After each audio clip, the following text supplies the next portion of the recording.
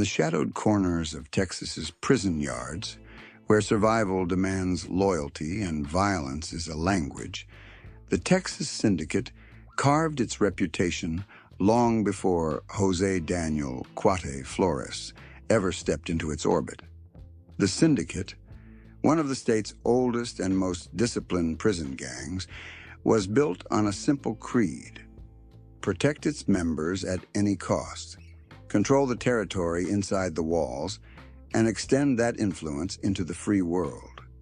By the time Flores emerged in law enforcement crosshairs, that creed had evolved into a lucrative transnational criminal engine tied intimately to drug cartels across the border. The story of Cuate Flores is not just the story of one trafficker. It is the story of an entire criminal network that thrives on secrecy, loyalty, and the relentless demand for methamphetamine and heroin throughout the American Southwest. Little is publicly known about the early life of Jose Daniel Flores, but those familiar with Texas Syndicate operations understand that men like Flores are not recruited. They are absorbed. They come from communities where the Syndicate's influence is already present, where the gang's rules, punishments, and rewards shape the world young men grow into. Whether Flores first encountered the Syndicate inside a prison or through associates in the free world, by the time federal investigators began tracking him, his allegiance was not in question. He was Cuate, a trusted operative, a man moving product not for himself, but for a brotherhood that expected results and punished failure without hesitation. The Texas Syndicate, unlike flashier gangs, operates with the quiet efficiency of a paramilitary organization. There are no public displays of power, no flamboyant personas. Their authority is enforced through internal discipline and silence. Orders move from incarcerated leaders to street-level operatives, often through coded phone calls, smuggled messages, or intermediaries who never reveal more than they must. Flores fits seamlessly into this structure. His role was clear: oversee a pipeline that brought staggering quantities of methamphetamine from suppliers in Mexico into Texas, where it could be distributed to independent dealers, street gangs, and syndicate-controlled markets. It was a job that required trust, intelligence, and the ability to move large amounts of narcotics without attracting attention. For years, that is exactly what he did. Investigators later determined that Flores was responsible for importing over 417 kilograms of methamphetamine, nearly half a metric ton, into the United States. To understand the magnitude of that number, one must understand how meth trafficking works. Unlike cartel bosses insulated by layers of intermediaries, operatives like Flores work directly with suppliers, managing logistics, transportation, and distribution. They negotiate pickups near the border, covertly transfer narcotics across highways and city grids, and coordinate with mid-level distributors who pay for the product in cash. Every load that moves successfully strengthens the Syndicate's control over its markets. Every slip, every arrest, every missed meeting invites retaliation, law enforcement attention, or internal suspicion. The rise of Flores within the Syndicate's drug trafficking structure coincided with a shift in the Mexican underworld. In the late 2010s and early 2020s, meth production surged in northern Mexico, becoming easier to manufacture and more profitable than cocaine. Superlabs began turning out meth at purities that dwarfed earlier decades, allowing traffickers to move more product at higher potency and with greater financial reward. A reliable cross-border courier became invaluable, someone who knew how to handle logistics discreetly, who followed the gang's rules, and who could be trusted to move multi-kilogram quantities without compromising the chain. Flores earned that role, and the Syndicate relied on him to keep the pipeline flowing. But the same efficiency that made him valuable also drew attention. When a gang operator begins consistently moving product, measured not in ounces or pounds, but in hundreds of kilograms, federal agencies take notice. The DEA, working alongside state and local task forces, began to see patterns in trafficking activity across West Texas. Similar routes, similar distribution hubs, similar packaging techniques. Names began to surface in surveillance reports, confidential informant statements, and seized communications. Among those names was one that investigators would hear repeatedly: Cuate. By 2019, federal agents suspected that Flores was deeply embedded in an expanding Texas Syndicate drug-moving operation. They watched the flow of drugs, the movement of cash, and the network of people tied to Flores. They tracked meetings, monitored suspicious travel patterns, and scrutinized his known associates. Each fragment of evidence brought them closer to understanding just how much weight Flores was moving. What agents did not yet know was that the next major shipment, one involving a hotel room, a co-defendant, and a loaded pistol, would bring the entire operation into the open. The arrest that would end Cuate Flores's run was coming, but in this first act, the stage is set. A prison gang with decades of history, a trafficker whose loyalty made him indispensable, and a drug pipeline so vast it would shock even seasoned investigators. The story of Jose Daniel Cuate Flores cannot be understood without examining the intricate machinery behind his operation. A sprawling, hidden infrastructure stretching from Mexican border towns to the quiet neighborhoods of West Texas. What made Flores valuable to the Texas Syndicate was not just his loyalty, but his ability to move narcotics with clockwork precision. For a prison gang relying heavily on smuggling, extortion, and drug distribution, someone like Flores represented a vital link between cartel suppliers and the syndicate's revenue engine inside and outside the walls.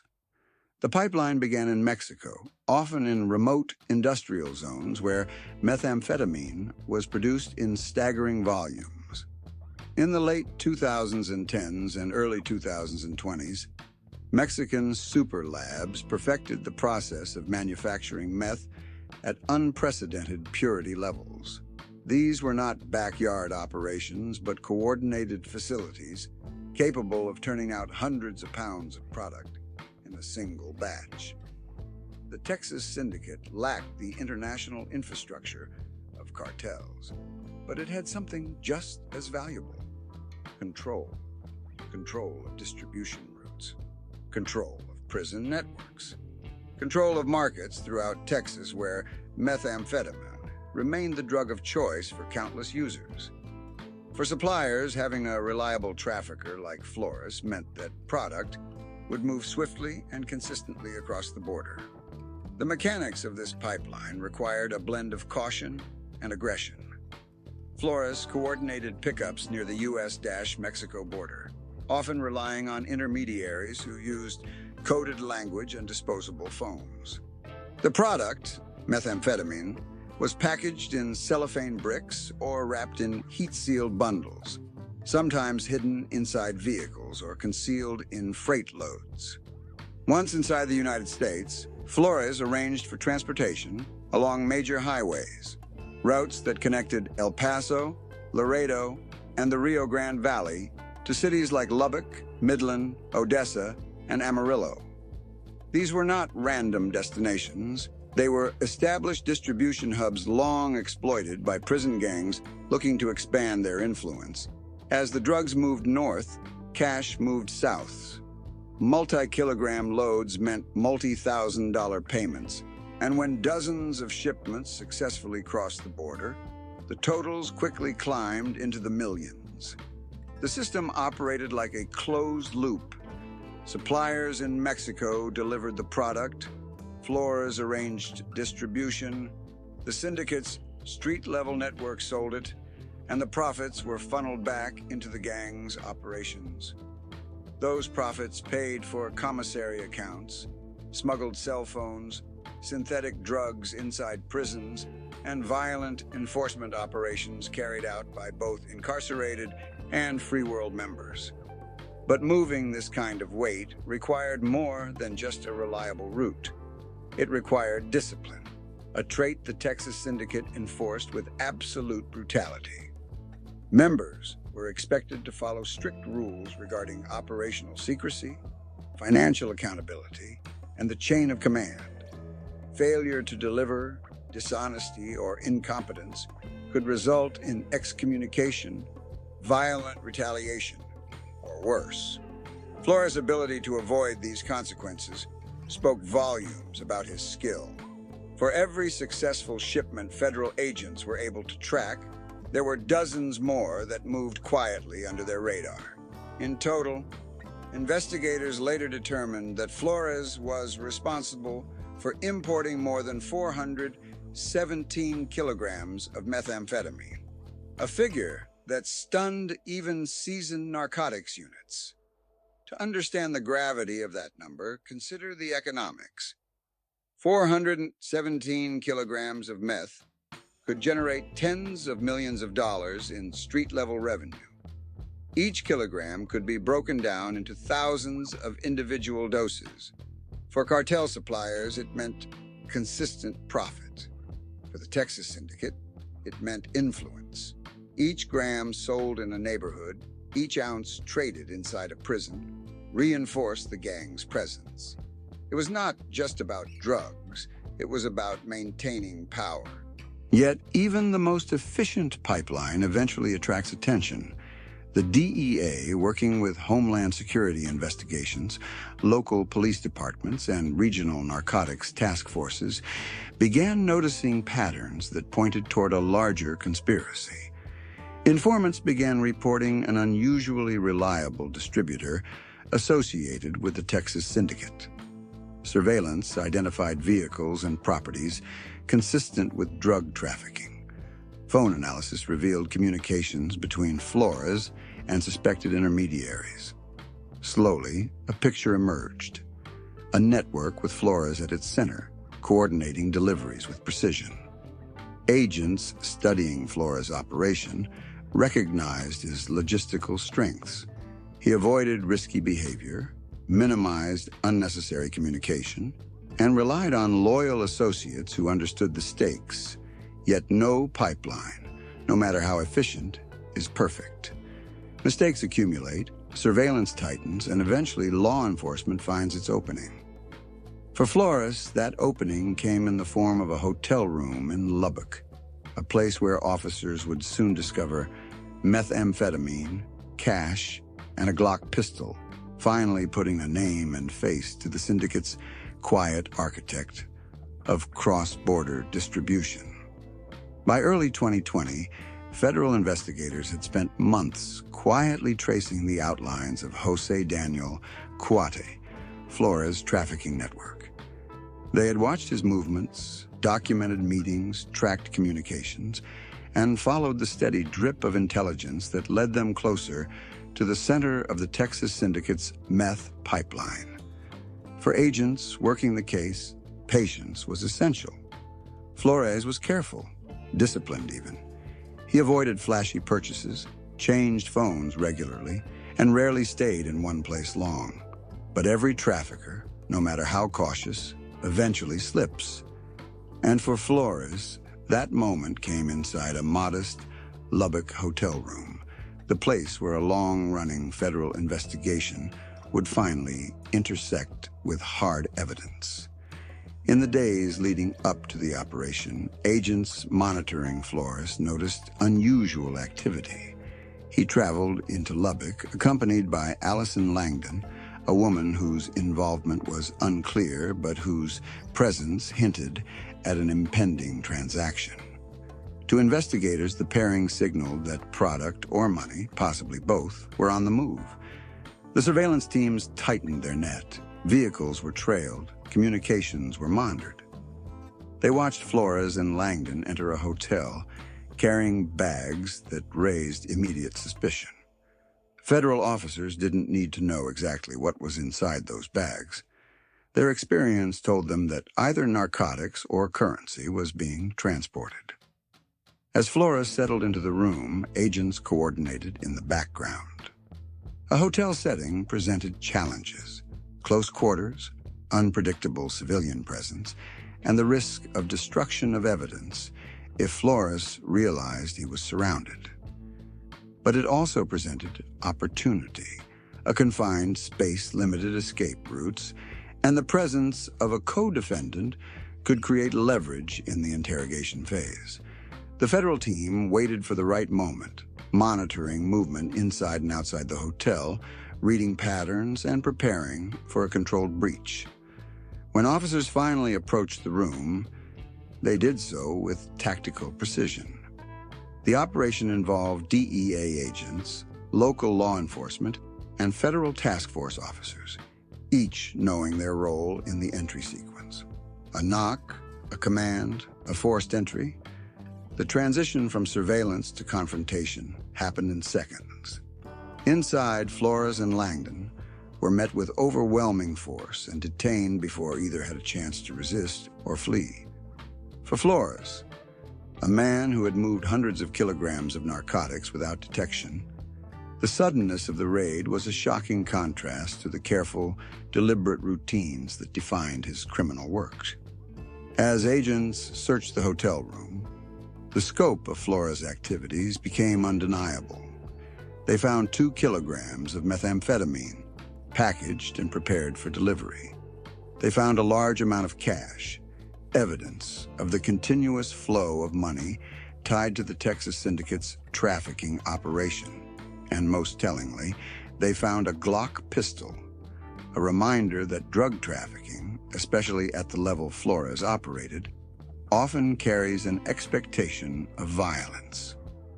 Possession of a firearm during a drug trafficking event reinforced what investigators already suspected.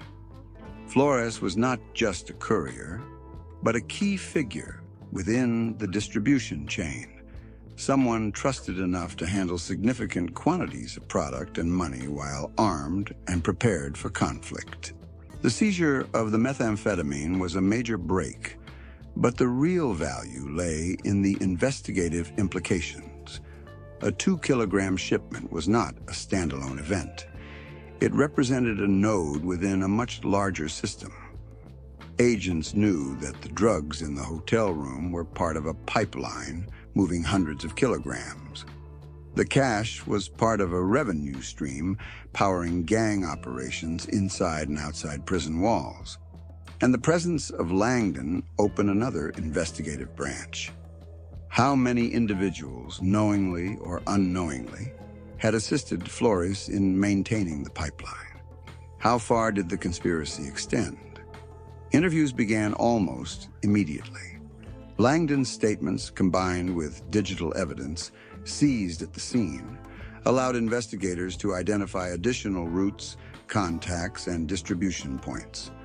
Phone data revealed connections to known Texas Syndicate associates.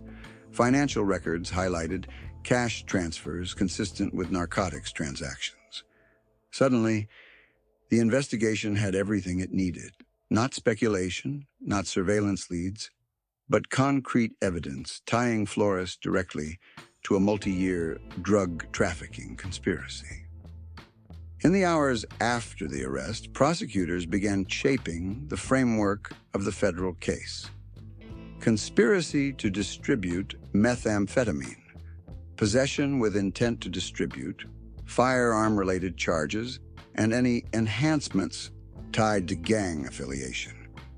They were building an indictment that not only targeted Flores, but aimed to expose the broader Texas Syndicate network supporting the drug pipeline. For a gang that prided itself on operational secrecy, the Lubbock arrest was a catastrophic breach. For Flores, the arrest marked the end of his time in the free world. A trafficker accustomed to moving quietly, he now faced the weight of federal sentencing guidelines and the full resources of the Department of Justice. And as investigators combed through the evidence seized from the hotel room, they discovered what they had long suspected. Flores' role was not peripheral, it was central. The meth, the cash, the firearm, and the digital footprint all pointed toward one conclusion. Jose Daniel Cuate Flores was a high-level trafficker whose work powered a significant portion of the Texas Syndicate's drug economy. The fallout from the sting would soon expand beyond the hotel room. Co-conspirators began to face their own indictments. Investigators connected distribution nodes to Flores's supply line. And in the courtroom, the full weight of the operation would come into focus. The next act reveals that broader conspiracy, how Flores, the Texas Syndicate, and multiple co-defendants formed a distribution machine that federal prosecutors were determined to dismantle. The arrest of Jose Daniel Cuate Flores was only the beginning. For federal investigators, the Lubbock Sting served as the entry point into a much larger criminal structure, one that stretched across borders, connected incarcerated gang leaders to free world operatives, and relied on a network of couriers, stash house workers, and intermediaries who often had no idea how vast the operation truly was. As agents pieced together the evidence recovered from the hotel room, a clearer picture emerged of the conspiracy behind Flores' trafficking enterprise and the Texas Syndicate's role in its operation. At the core of the criminal case against Flores was a single charge: conspiracy with intent to distribute heroin. To a casual observer, the charge might appear narrow, even inconsistent with the large amount of methamphetamine seized during his arrest. But prosecutors understood something fundamental about how federal drug conspiracy laws work. A conspiracy charge does not require every drug to be seized, nor every shipment to be documented. Instead, it allows the entire scope of the operation, every shipment, every communication, every agreement, to be considered when determining responsibility. And in Flores' case, the scope was staggering. Through interviews, surveillance data, phone records, and seized communications, investigators reconstructed the trafficking chain. Flores was not working alone. Instead, he coordinated with a collection of co-conspirators who handled different aspects of the operation. Some transported methamphetamine and heroin along predetermined routes. Others maintained stash houses where drugs were packaged or stored. Still others collected, counted, and delivered cash payments.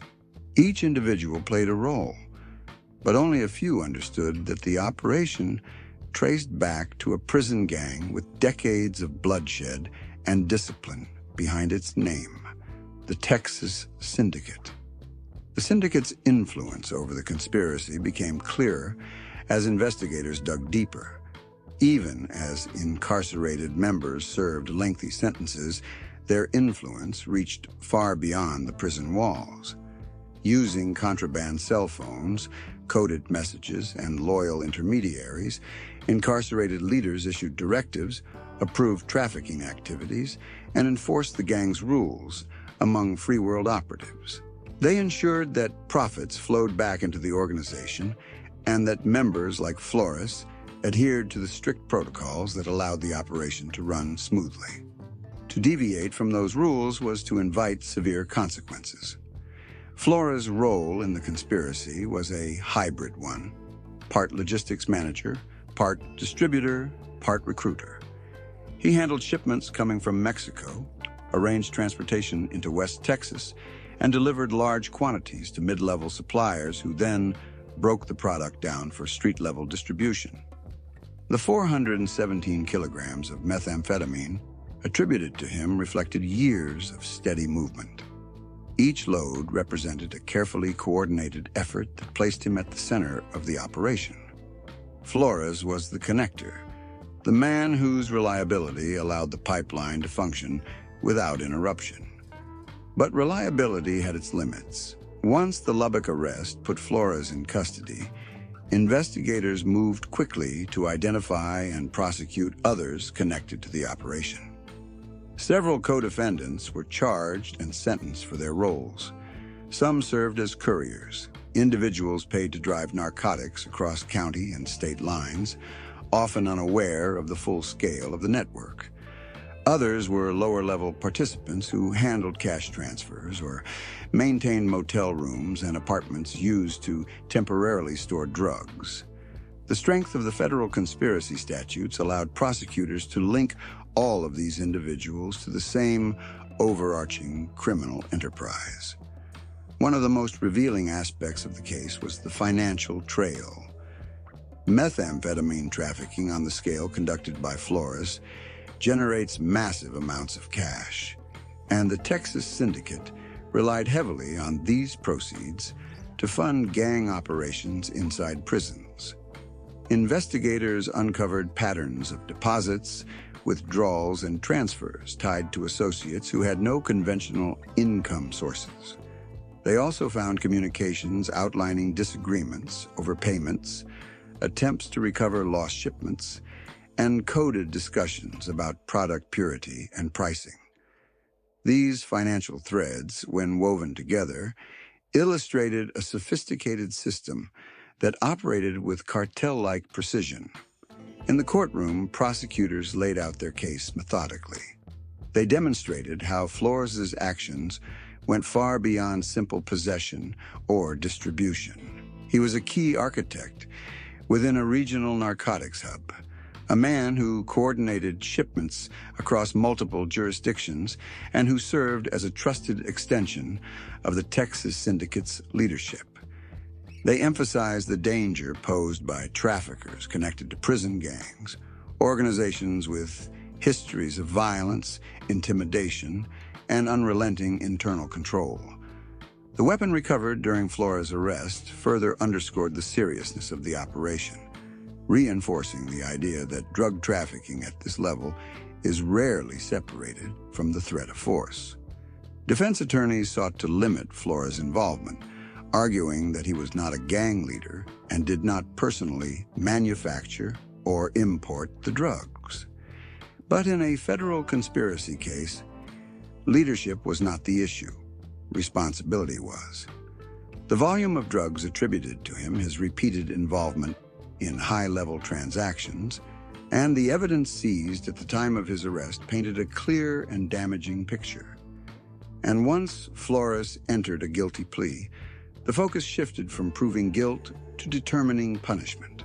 As the court prepared for sentencing, the full extent of the conspiracy became public. Federal press releases outlined the specific quantities of drugs linked to Flores and his co-defendants. They described his ties to the Texas Syndicate and the gang's reliance on drug trafficking to maintain influence both inside and outside prison systems. The case highlighted a fundamental reality of modern prison gangs.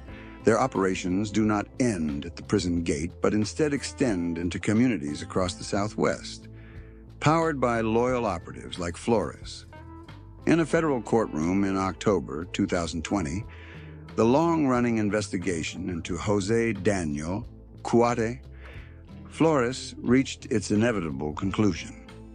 The man who had quietly moved hundreds of kilograms of methamphetamine across Texas highways, the trusted operative of a prison gang whose influence stretched far beyond concrete walls, now stood before a judge to hear the sentence that would determine the rest of his life. The weight of the conspiracy against him had already been established. The drugs seized, the firearm recovered, the digital trail uncovered, and the testimony obtained from co-conspirators all converged into a single reality. Flores was no small-time trafficker. He was a crucial link in the Texas Syndicate's narcotics pipeline, and federal prosecutors intended to make an example of him. Sentencing hearings in federal drug cases are typically clinical, almost procedural. But cases involving prison gangs carry an added gravity because the crimes extend beyond narcotics. They touch on violence, intimidation, systemic corruption, and the ripple effect these organizations have on communities. Federal attorneys painted a portrait of Flores as a man whose actions fueled addiction, enriched a violent prison organization, and empowered criminal operations stretching from Mexico to West Texas. The 417 kilograms of methamphetamine attributed to him represented not just profit, but devastation. Thousands of individual doses destined for neighborhoods, prisons, and users whose lives would inevitably collide with the consequences of addiction. The firearm found in the Lubbock hotel room added another layer to the prosecutor's argument. The presence of a Glock pistol in close proximity to drugs and cash signaled preparedness for violence, a reality common in high-level trafficking, but especially concerning when tied to a gang known for internal discipline and external enforcement. The Texas Syndicate's history of murders, extortion, and retaliation loomed over the proceedings, even if Flores himself had not been charged with the violent crimes. To the court, the interconnectedness of narcotics and violence could not be ignored. Flores's defense attorney attempted to shift the narrative.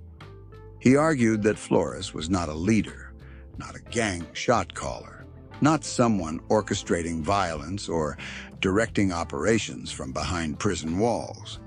He emphasized that Flores had cooperated minimally following his arrest, that he had accepted responsibility by entering a guilty plea, and that his background, marked by poverty, limited opportunities, and exposure to gang influence, had shaped the path he followed. But in the world of federal sentencing, those arguments could only soften, not erase, the conclusions already reached. The judge delivered the sentence with measured clarity: 360 months in federal prison, 30 years behind bars. The number represented not only punishment for Flores' crimes, but a message to the Texas Syndicate and other prison gangs that federal authorities were not hesitant to bring down heavy penalties on members who facilitated drug operations. The length of the sentence ensured that Flores, even if he survived his term, would leave prison a much older man, long past the years when he could meaningfully participate in gang operations.